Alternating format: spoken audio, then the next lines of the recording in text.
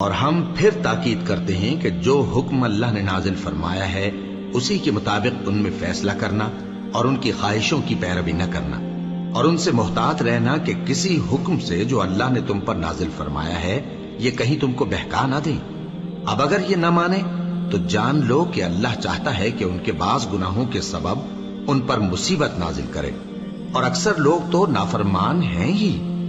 پس کیا یہ زمانہ جاہلیت کے سے فیصلے کے خواہش مند ہیں؟ اور جو لوگ یقین رکھتے ہیں ان کے لیے اللہ سے اچھا فیصلہ کس کا ہوگا؟ اے ایمان والو، یہود اور نصارہ کو دوست نہ بناؤ، یہ ایک دوسرے کے دوست ہیں، اور جو شخص تم میں سے ان کو دوست بنائے گا وہ بھی انہی میں شمار ہوگا۔ بے شک اللہ ظالم لوگوں کو ہدایت نہیں دیتا۔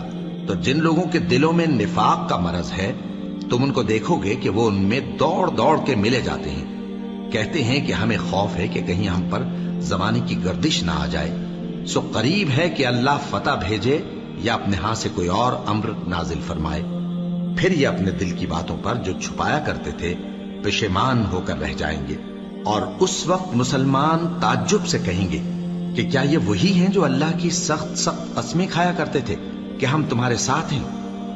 ان کے عمل اکارت گئے سو وہ خسارے میں پڑ گئے۔ اے ایمان والو، اگر کوئی تم میں سے اپنے دین سے پھر جائے گا تو اللہ ایسے لوگ پیدا کر دے گا جن کو وہ دوست رکھے اور اسے وہ دوست رکھیں، اور جو مومنوں پر نرمی کرنے والے اور کافروں پر سختی کرنے والے ہوں، اللہ کی راہ میں جہاد کریں اور کسی ملامت کرنے والے کی ملامت سے نہ ڈریں۔ یہ اللہ کا فضل ہے، وہ جسے چاہتا ہے دیتا ہے، اور اللہ بڑی کشائش والا ہے، سب کچھ جاننے والا ہے۔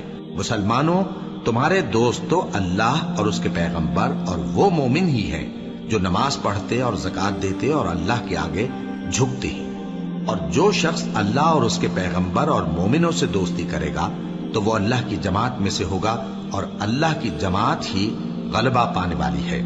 اے ایمان والو، جن لوگوں کو تم سے پہلے کتابیں دی گئی تھیں ان کو اور کافروں کو جنہوں نے تمہارے دین کو ہنسی اور کھیل بنا رکھا ہے دوست نہ بناؤ، اور مومن ہو تو اللہ ہی سے ڈرتے رہو۔